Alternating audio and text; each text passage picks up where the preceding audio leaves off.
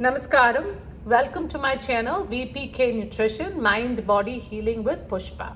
Now, today we live in a world where we are constantly stimulated by our external environment. Now, our senses naturally are drawn outwards, and this leads to a lot of sensory overload, especially using our screens, our gadgets, and our stressful life in general, very busy life in general. Now, this has a huge impact on our mental health. So in today's episode, I want to share a few tips to help us regulate our mind by going more inward rather than external all the time, and to find that balance within, the silence within, and connect our body, mind, and spirit so we can feel healthy all of the time. So stay tuned to find out more.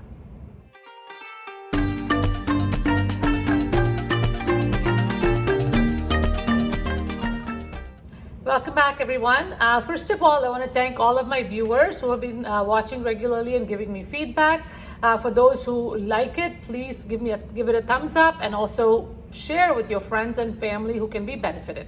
So let's begin with today's show. In today's world, we see not just a lot of chronic illnesses, but also a lot of mental issues like anxiety, depression, lack of energy, feeling unmotivated, not having the energy to deal with any stress, or just general discontent with their lives, especially the younger people nowadays. So again, this is greatly related to social media and the nature of just going external all the time and comparing with others and kind of feeling that lack within. And this is because we are connected to so much on the outside world, but we have lost that connection with our inner self. Now, as a dietitian, we always talk about, and I've been a dietitian for over 30 years, and we've always talked about what's the healthy food, how to eat for this disease and that disease and so on, but we never really put a lot of emphasis on the mental health. So if a person is mentally not happy or feels that lack of energy, if I'm going to tell them to do a certain diet plan or whatever, it's not going to be easy for them to adapt, because they really need to be on board with what I am saying. So Ayurveda is a holistic science, and again, Ayurveda tells us there are three main causes of disease. Number one is called Asatmendriyaartha Samyoga. Simply put, wrong association of the sense organs with the objects of the senses or our environment. The second one is called Prajna Parada, which is not listening to our intellect. So we always have that small voice inside of us telling not to do this or do that, or this is harmful for you, but we always tend to ignore that. So that is the second cause of disease. And the third cause of disease, according to Ayurveda, is parinama. Parinama means change. So there is changing seasons, change even during the day is Vata, Pitta, Kapha, and also change in age. So as you age also, you should also eat according to your age, live according to your age. You cannot run a marathon when you're 60 years old, because the body is not conducive to something like that. But if you do choose to do that, then you end up having a lot more problems than when you started. So again, these are certain important things to keep in mind.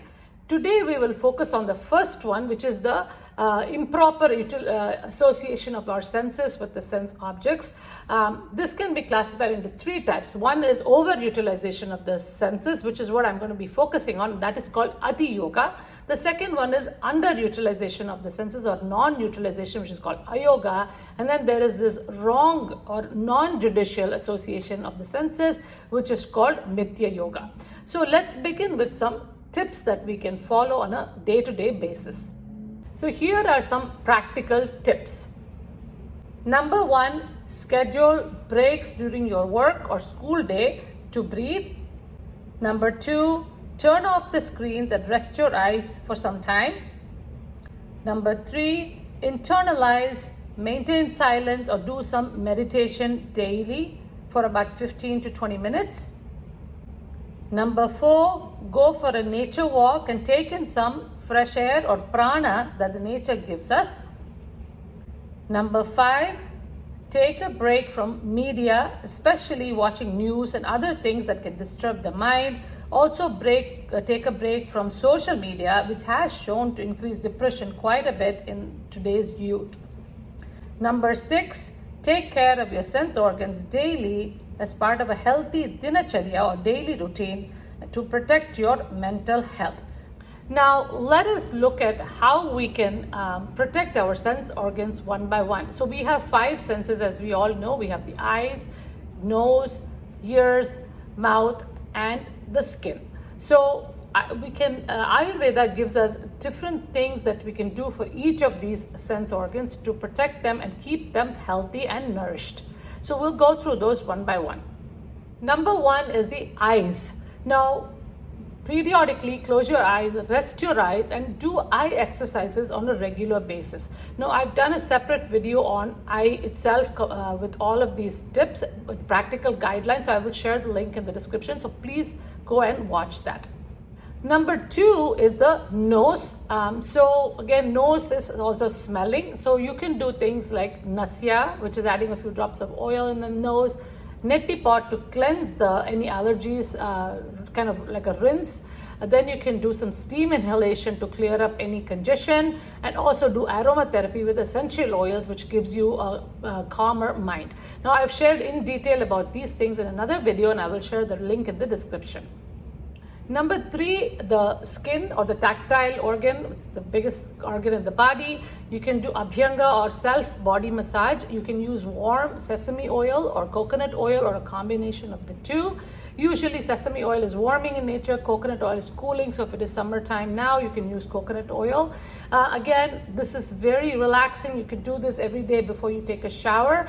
And then maybe once a week, you can do like an elaborate massage from head to toe, kind of soak for about 15 to 20 minutes or half an hour if you have the time, and then take a nice bath. This will help you feel more relaxed, will help you calm down the vata and the pitta, relax your mind, and also help you reduce your stress in your life. Number 4 is the ears or hearing, the organ of hearing. So here again, you can do, Ayurveda has a technique called Karna Purna. Karna means ear. So you can put a few drops of medicated oil, and that actually helps to clean out your eardrums and all of that. But again, this is something that you need supervision to do that if you've never done it. So you can always learn about it later on. When it comes to hearing, again, try to avoid listening to bad news, gossip, and also very heavy metal and things like that that can be harmful for the ears. Again, you can also don't listen to gossip and things like that that can actually, and negative talk that can contaminate your mind. Try to listen to some mantra, chanting, soothing music that is very calming for the mind and makes you feel good at the end. The last one is the tongue or the organ of taste. So here you can do some tongue cleaning in the morning to remove all of the microtoxins in the tongue. And then the second thing you can do is eating nourishing food, again eating at the right times, meal times, and also drinking some herbal teas which help with digestion, like the CCFT, cumin, coriander, fennel tea, which I've shared before, and also not overeating. And then the other thing, the organ, the tongue is also talking, responsible for that. So make sure your words are sweet and only speak what is beneficial to somebody. The simple rule is it kind? Is it true? Is it useful to the other person? Something to think about, because this also keeps our mind calmer. And then also you like to practice silence a lot of the time. So this also keeps your thoughts at a minimum level and mental health at a better level. Hope you enjoyed today's episode. I shared a few tips that you can use to help yourself. The key always is awareness. So pay attention to the way you're living your life, how you are interacting with the world outside of you, and then try to follow some of these tips one by one. Take them one at a time and start practicing them. Today is also Guru Purnima Day, very special day for us to be grateful to all our teachers, our gurus, who have put us on the path to spirituality and knowledge and wisdom. So again, gratitude in general is a wonderful thing for us to feel balanced. When you practice this attitude of gratitude, you will automatically start feeling good within yourself. And again, this feeling of discontent that we feel because of the external world will go away.